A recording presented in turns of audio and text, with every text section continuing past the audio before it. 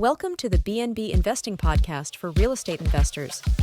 Fix and flippers and realtors exploring investment options with Airbnbs and short-term rentals through acquisition, leasing, or management to generate consistent monthly revenue. Join us for a chat with experienced and successful short-term rental investors to hear their story of how they got started and created wealth by building scalable businesses. We also explore various service providers and lenders that help make our businesses more efficient and maximize revenue in this awesome sharing economy. Welcome your host, Rich Munroe.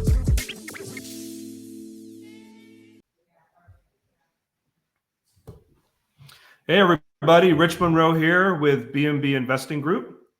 We're here for our weekly live meeting. My special guest here, Mack Owen, that we are jumping in with today on going over what we are doing in our short-term rental business. And so for those of you, this is your first time jumping in, we formed BNB Investing to look at all the different options that are available to us in the short-term rental model. And so whether it's acquisitions, leasings, or management options. And one of the things we like to do is kind of look and compare and mastermind really on all the different options that are out there. And so, talk about best practices and kind of share what we're doing.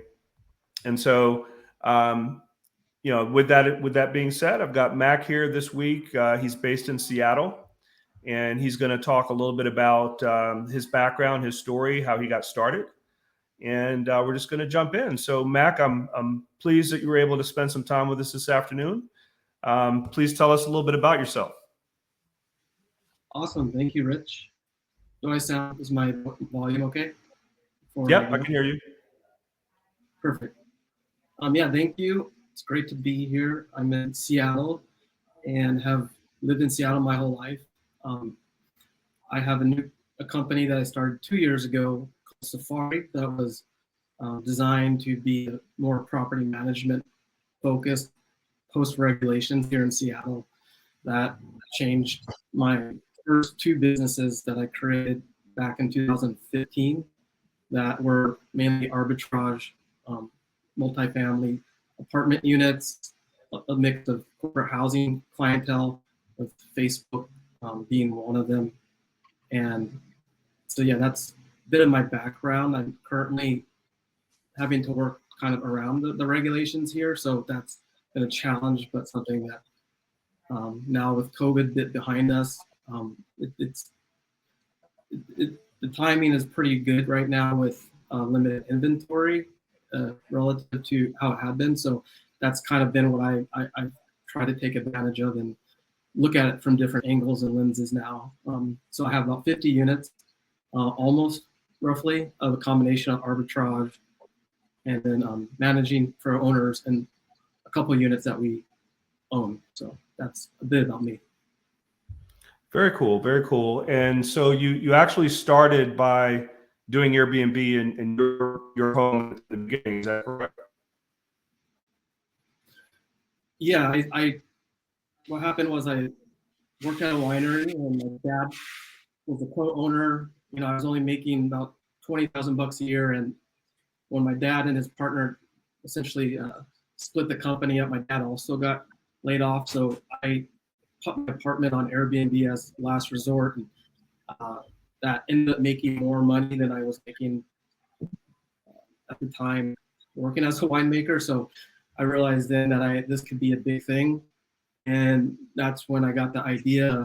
I got away with it for 5 months, right in the heart of downtown, 2014, 2015 timeframe. So that's a bit of how I got started, is just by being at the right place at the right time when I was at rock bottom with what I was going to do at that time. So it was a good situation and a bad situation all in one. So that's a bit about how I got started. Very cool, very cool. And so you started with your first unit and then built it out, built the process out. And what was your next step from there? Did you end up doing rental arbitrage, or did you start managing?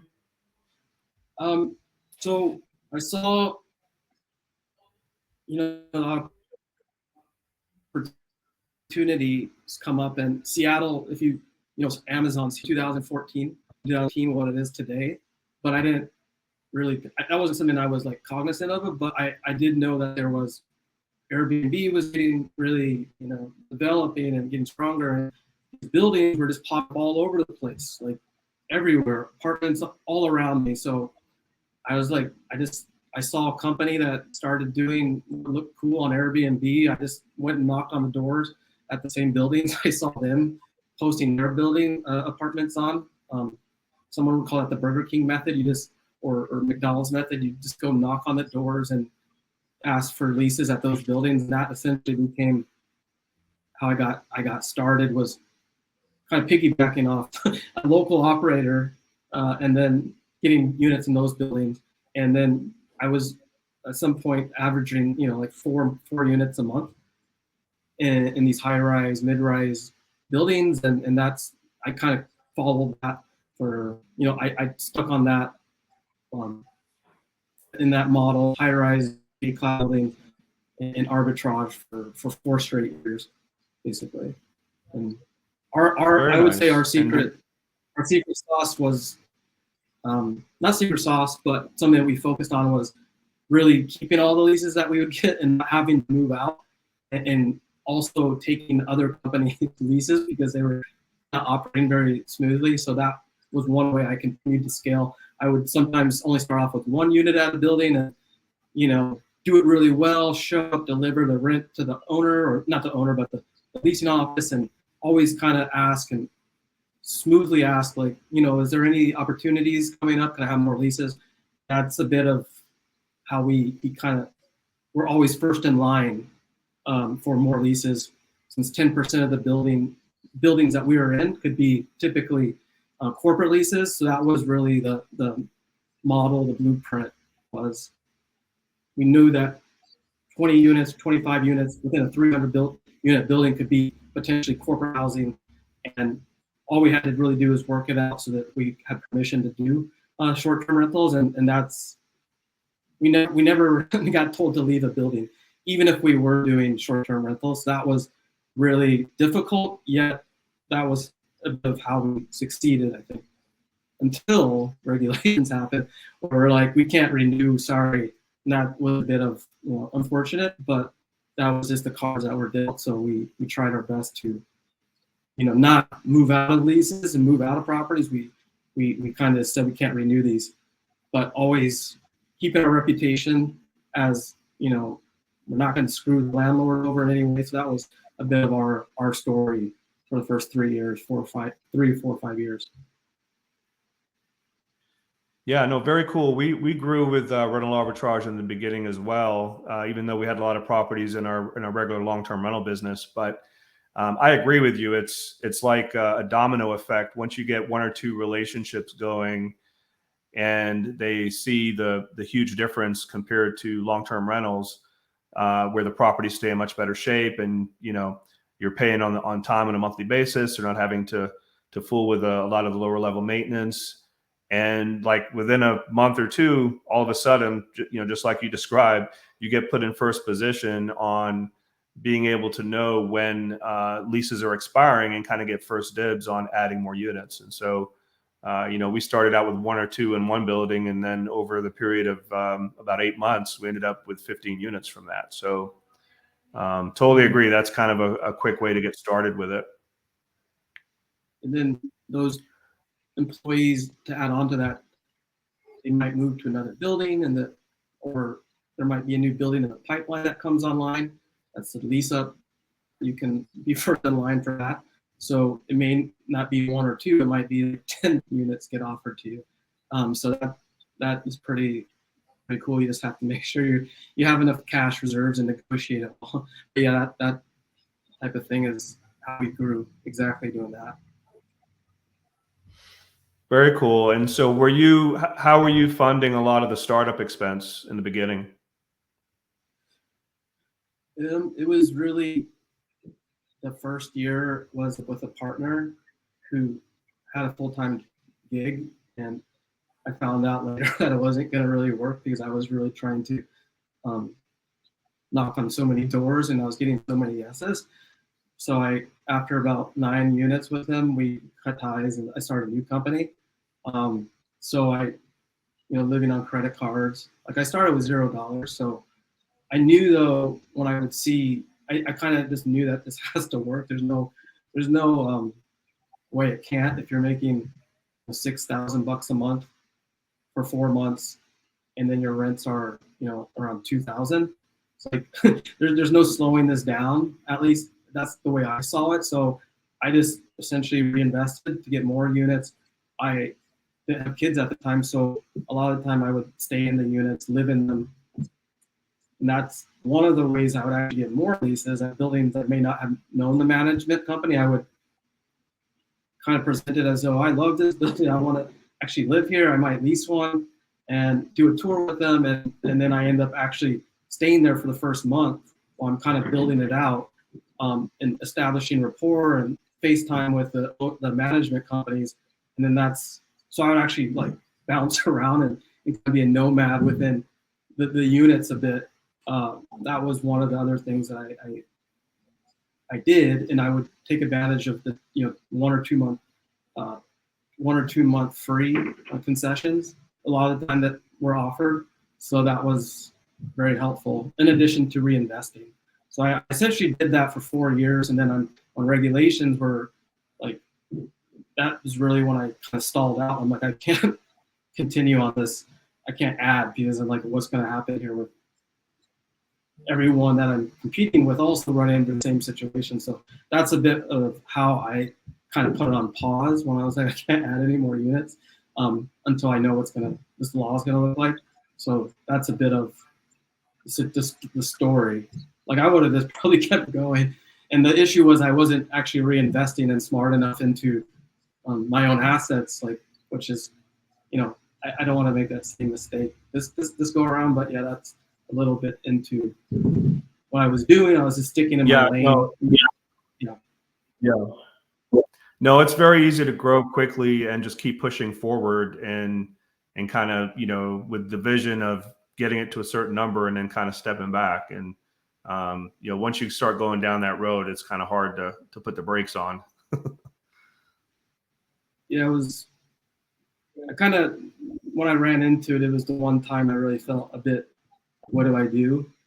And there wasn't groups like this that we're in right now.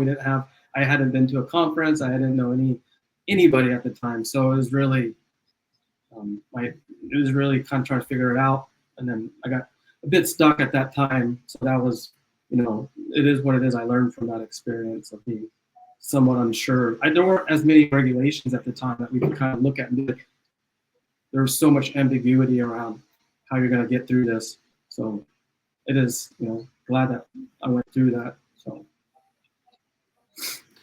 And so talk to us a little bit about how the regulations came to be and kind of what's the requirement that kind of blocked a lot of you guys out.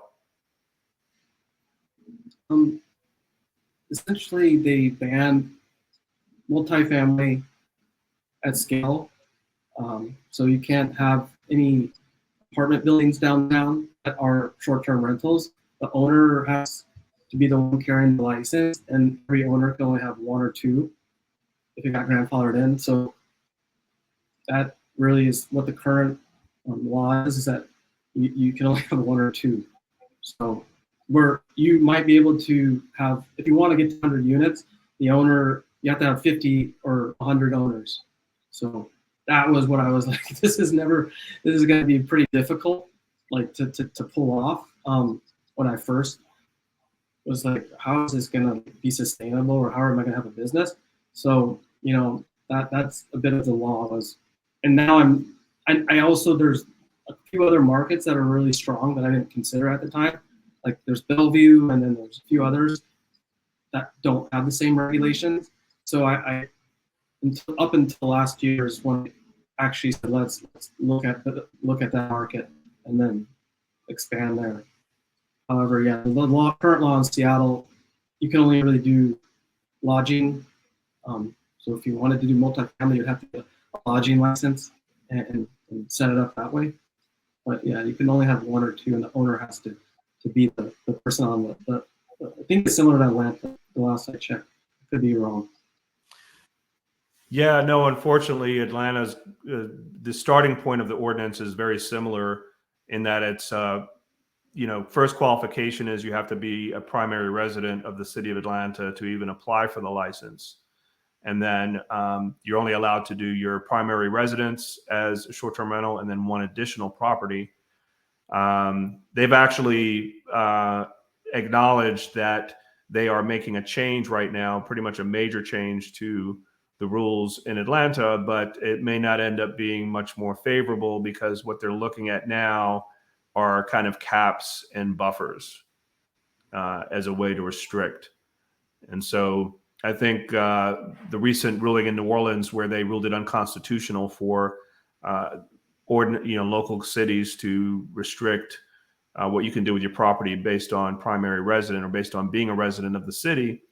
Atlanta basically made a change or decided to make a change. And right now we're in the process of hopefully successfully negotiating for them to agree at least on grandfathering and then developing some reasonable regulatory stuff going forward. So it's definitely kind of put everybody in Atlanta on hold. And so I'm sure that's what you guys experienced back when this happened in Seattle. How long ago was that in Seattle?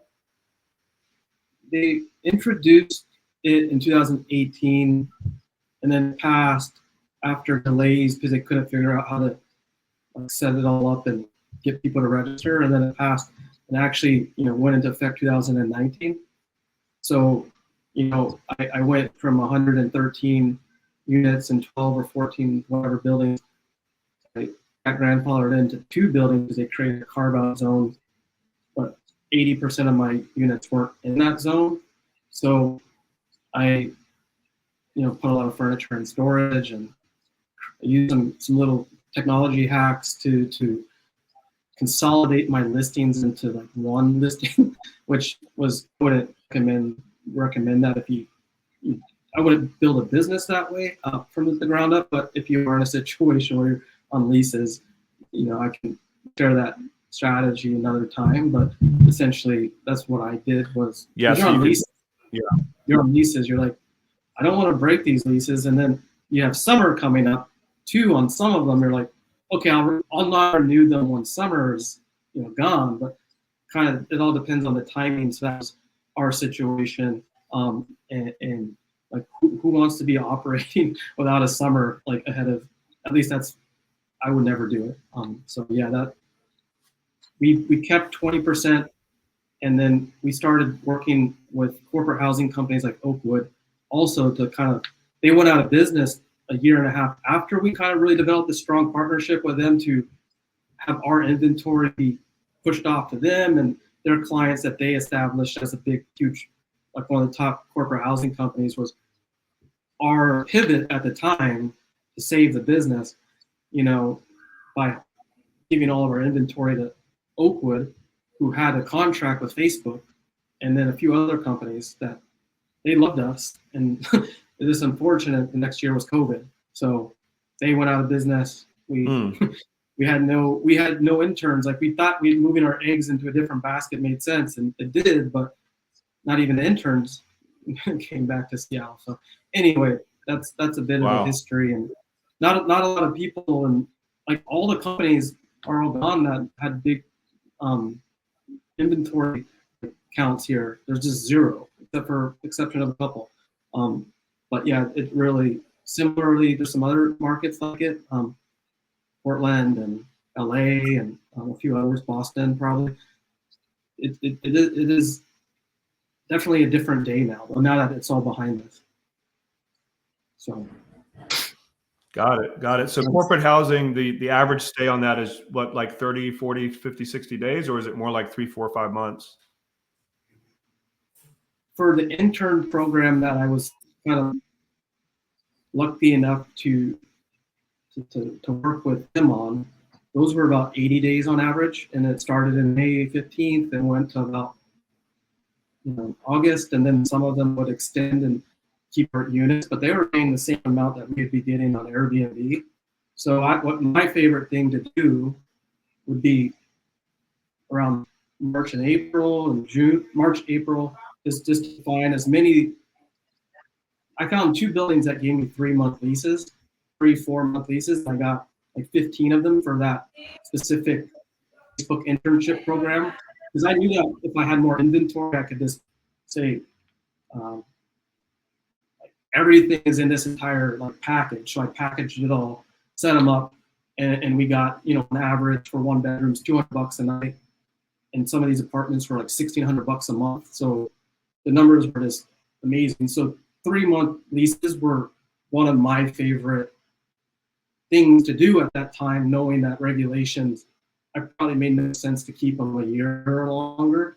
So I would rent the furniture more and more at that point. So I didn't end up, I had like 60 units of furniture I owned, but from about that point on, I started renting as much as possible. That was one of the things I switched up a bit when we went through that, was paying a little bit more, but trying to find opportunities for the summertime, because the numbers made a lot more sense that way. Got it.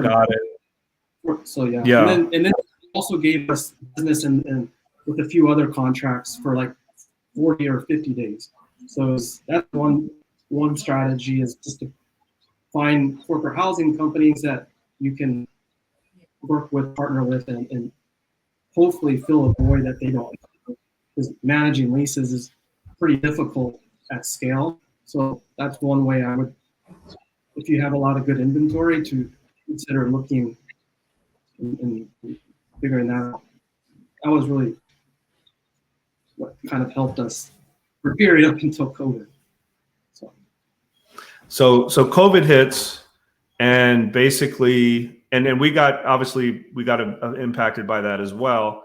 Albeit it was, for us, it actually got better after the first, 45 days of all the cancellations. And then, we just got a lot of remote workers. We got a lot of people coming down to the south from the north, and actually ended up, being probably 30% better than the previous year. And so when you had COVID hit, did you not have like a recovery period, or was it much longer than 30 or 45 days worth of cancellations?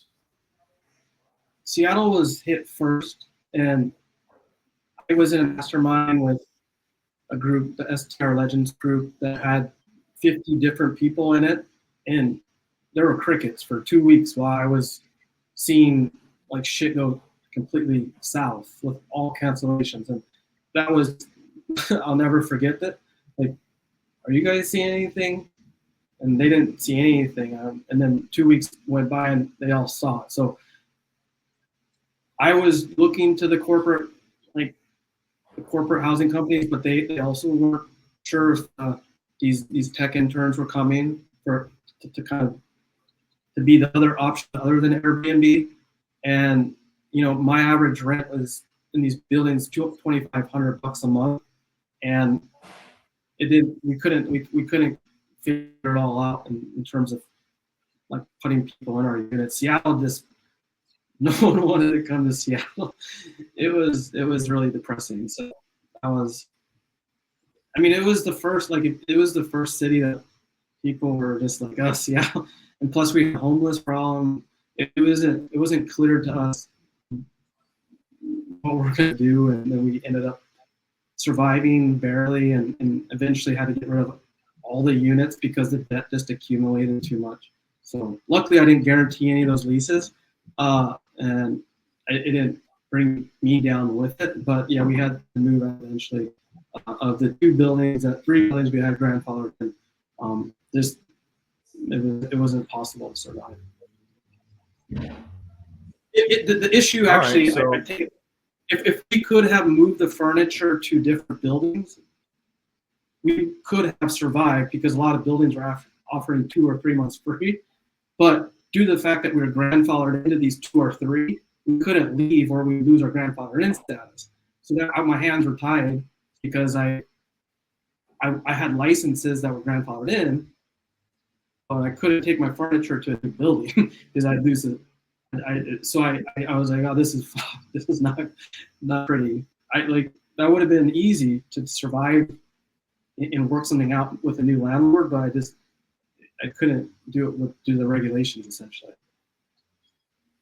Yeah, no, That makes you sense. got kind of slapped twice between COVID and regulations, right? So, um, so before we jump on to kind of what you did from there, let's back up a minute and maybe if you can help us or describe for us, what did your operation look like when you had 100 plus, 110, 113 units? How were you managing that operation? What was the staffing like? What was the mix between virtual assistants or, kind of how did you have the back office working? My main thing was FaceTime, asking for leases, essentially business development and getting more units. And then I had someone who was really focused on the corporate B2B, like bookings and getting a lot of, her name was Lily, and she really focused on that. So the relationship with Oakwood, that was 100% like her kind of keeping that channel open. And then we had 3 VAs at the time, kind of helping, we had a hybrid strategy with Airbnb bookings and stuff like that back then. We didn't really start adding them until 2019. So for the first few years, it was mainly, just me and the cleaner, and then my mom managed the cleaning team and helping us set up units. So my mom loves to shop and buy stuff used. That always was, she was a key part of the business. And then so the cleaning team, my mom and Lily and me and a couple of VAs, and a strong relationship with the properties, I would say, helped the concierges. They always would call me if something was off a bit, or the leasing office. So, and then I added an operations manager for 2 years, about 2018 to 2020. So, but from the very beginning, it was really mainly me doing operations plus BD running around. But I only live 5 minutes away from most of my properties. All these properties it was so central to downtown where I was set up. So it was pretty easy from that standpoint. One of the things we didn't have at the time was smart locks. I was always having to deal with locks. Like the buildings wouldn't let me put any locks on the unit. So now, our unit our business is different, and I am using smart locks for everything with the exception of one building. So that's a change. But, Yeah, that's a big difference for sure, from an efficiency standpoint. So, I mean, that's awesome. I mean, so that's, managing and operating over 100 properties, and you have basically 0 employees. A lot of people don't realize, how quickly you can kind of set up a team to kind of run the short-term rental operation. And so, for us, my wife's in the business, so she would do a lot of the staging where your mom was doing yours. And so it does take a team effort, but you don't need, 15, 20 employees to run this business. And so you have the key boots on the ground, the cleaning team and maintenance, and your virtual assistants for guest communications and back office and some of the technology stuff. And of course, you kind of running a lot of that stuff. So now in today's environment, so now you have 50 properties, right? Yeah, I kept 2 the VAs, luckily, and I couldn't keep Lily, who I talked about. I tried, just didn't work. So she stuck with me, and now my main VA I kept also the one who would help me do research and find properties, for example. That was always something I felt I loved the most to do, was finding and business development, adding properties. So she stuck around, and we have, because we needed to learn property management if we wanted to continue because of the regulations. That was really the most scalable model, along with being sustainable and not being so all the risk coming along with rental arbitrage during that period, because we're just coming out of COVID. So building a sustainable model had to include management of, so it's not a lease that you have to pay every month. It's just, so that was the change, which I ended up partnering with Ventori and learning a lot, just because I saw that they were like, they had a system in place that you could use to kind of find these homeowners. And I was like, how's this going to work? And so I didn't originally buy into it. And now I've been with them, like kind of learning how it all works. Marketing, I didn't know. I didn't have to do any marketing to homeowners in my original model. It was just going to the building and developing relationships. So now to get to that point where I could have something sustainable, I had to learn that skill of getting homeowners trust instead of a property management company's trust, and then blending that with what I had, because I knew that summer is inevitably coming and I wouldn't be happy with the results if I didn't have very many units going into the summer of 2021, when I kind of saw that this is kind of we're kind of out of this thing with COVID. And so I found a building that gave me a few arbitrage units, but I told myself, I wrote down, I'm like, I can't build the same business I built last time.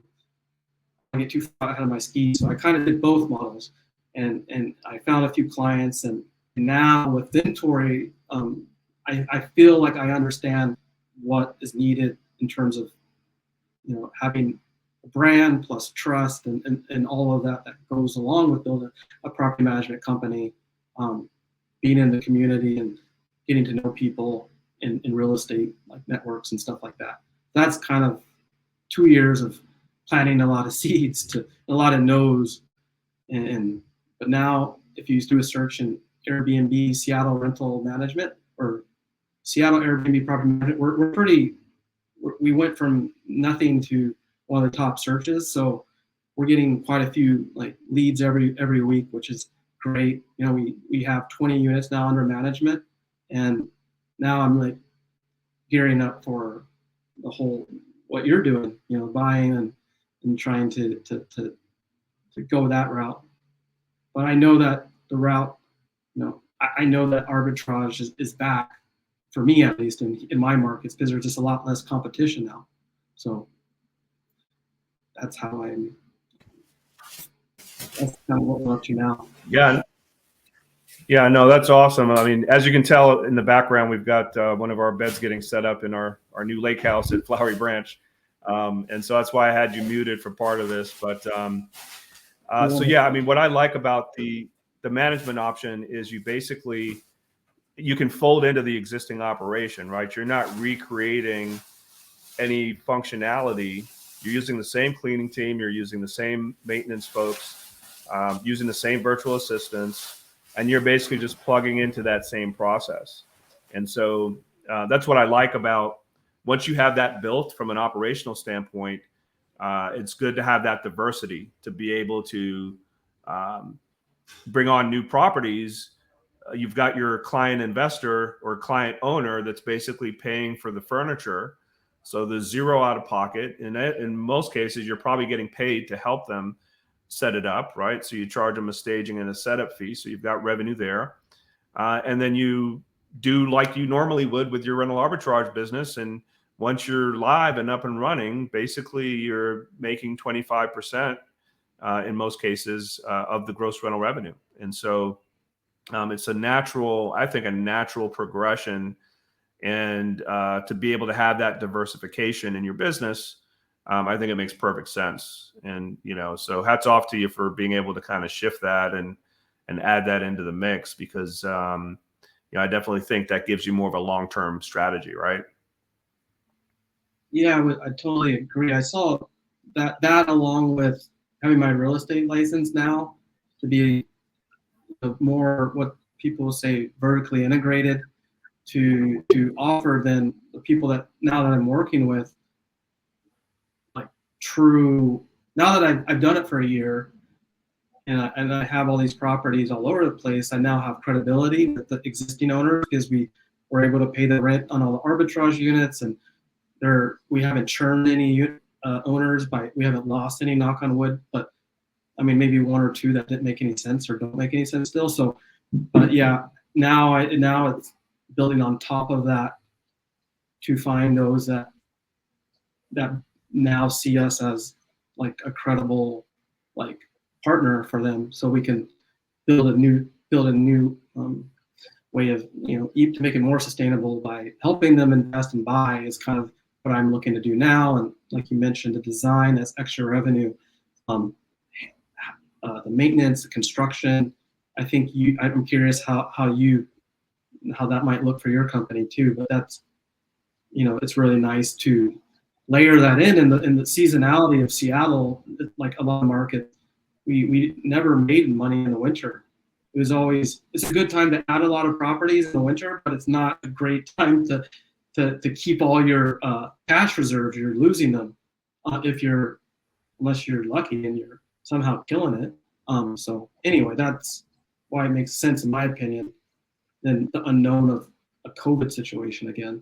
I don't guarantee releases, so that's another way I'm protecting myself if something were to go wrong again. That makes sense. And so your 50 properties now, are most of your locations kind of in the outlying areas of Seattle, not necessarily inside the city of Seattle? I have 20 plus outside that don't, you don't have to get the license. So there's 3 kind of sub markets that are really business, main for business travelers, like 1 and 2 bedrooms. And then in Seattle, I have predominantly single family home, townhomes, and more nice older homes. But those are a combination of arbitrage and management, essentially almost 50-50. So there's like 27 of those, or 28. Because when I first started, I had all this furniture in storage, and I was like, I need to get rid of this furniture. But convincing management clients wasn't something I had done before. So the only option really was to arbitrage. And that's what I knew at the time. But I was like, once I get about 9 arbitrage single family homes up, focus on as much as possible on the management side. That's why I kind of hired Vintory, just so I can break that bad habit of always having spending on furniture and deposits and leases. Like in Seattle, the properties that we're targeting are kind of higher end townhomes. So that was what I focused on. And then I couldn't ever get a deal on one.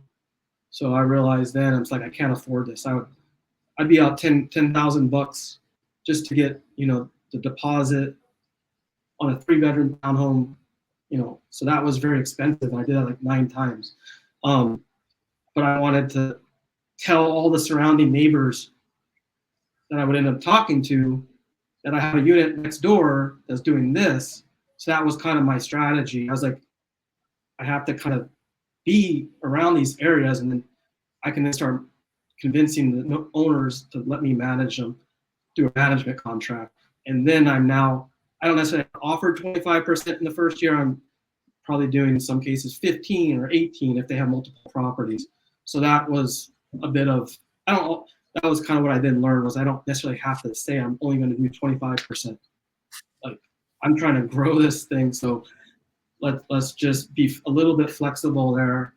And then the market for management companies, luckily for me, they just got, there's only Vacasa and Evolve, and there's so much turnover and not good things happening with owners' experiences there. So that's where I was in the right place at the right time, I think, building what I was building.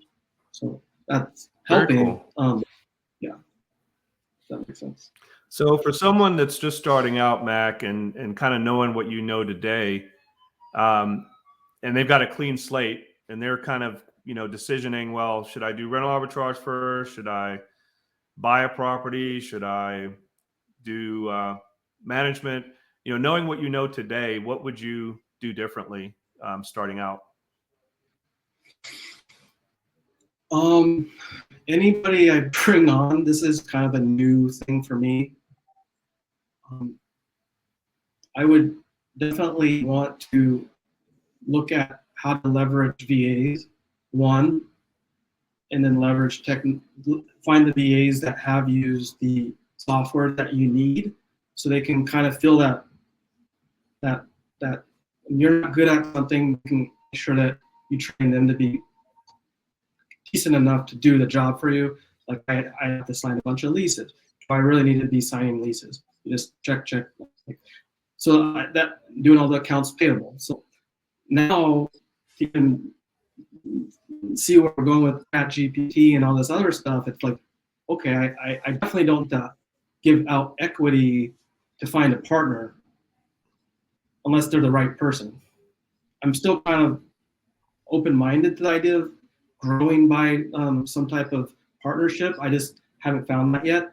But I'm just kind of trying to say that currently in my mode, I'm like, wow, I just got this new superpower with AI to help me do all this stuff, listing descriptions, writing all types of stuff that I would never have done before.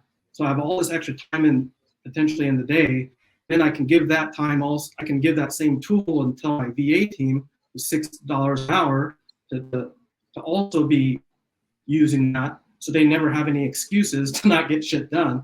So that's kind of the direction that I'm looking in. But again, that's not maybe helpful for someone brand new starting up.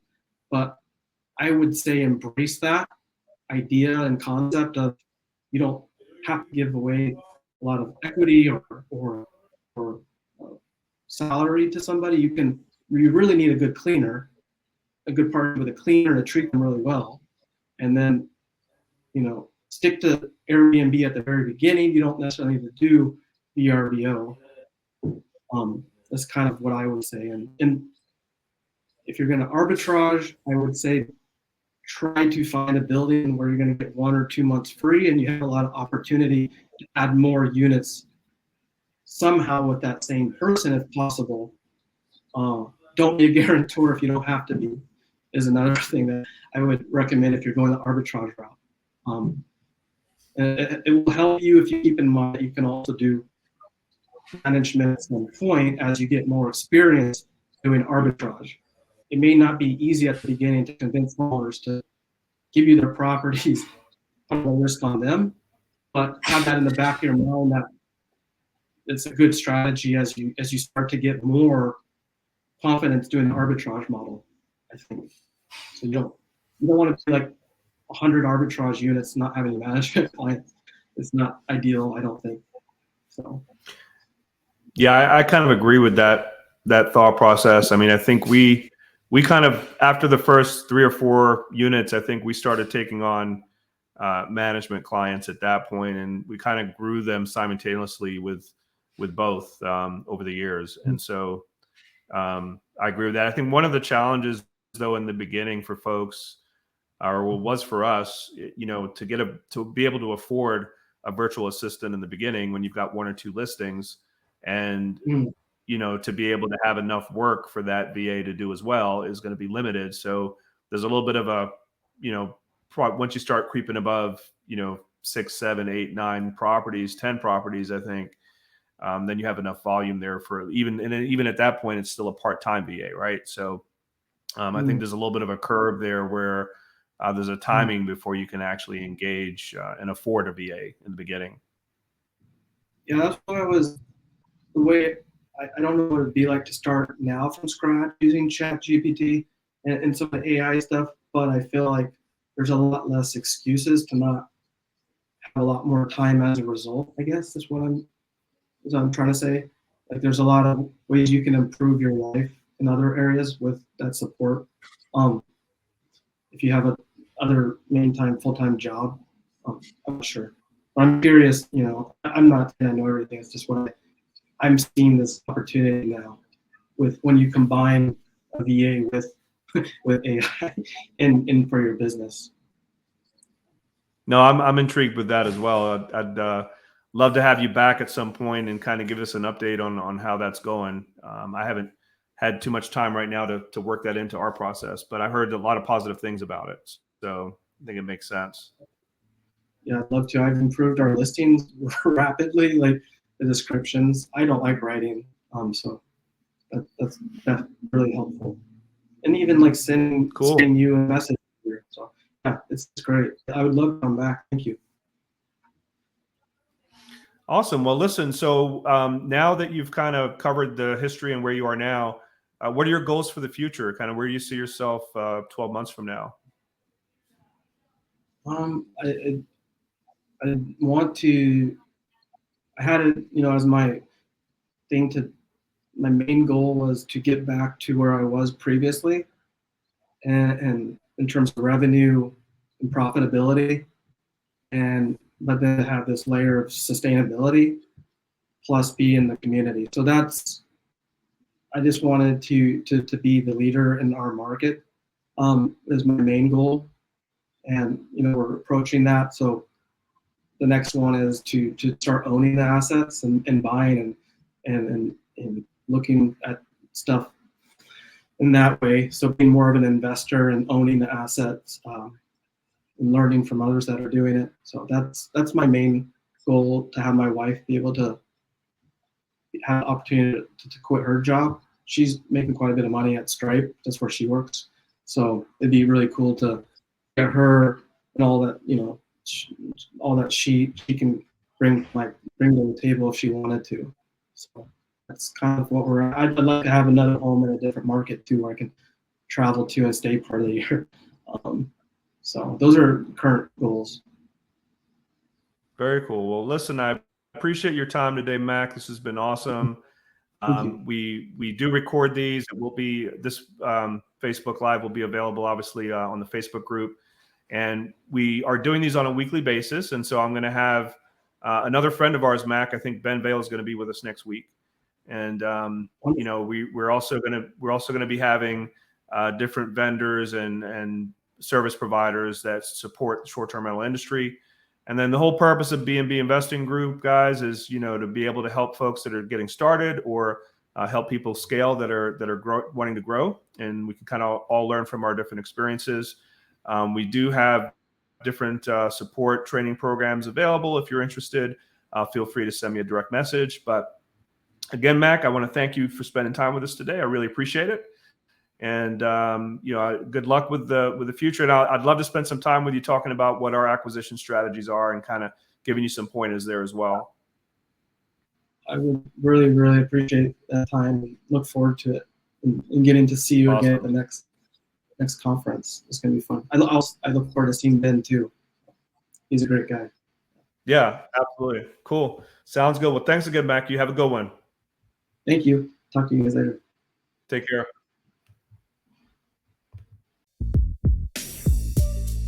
Thanks for jumping on the BNB Investing Podcast this week. Please click on the subscribe and like button below.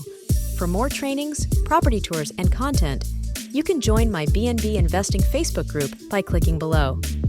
If you are ready to grow your short-term rental portfolio and maximize your monthly income, you can click on the link below to schedule a quick strategy call with Rich or someone from his team to see how we can help or point you in the right direction.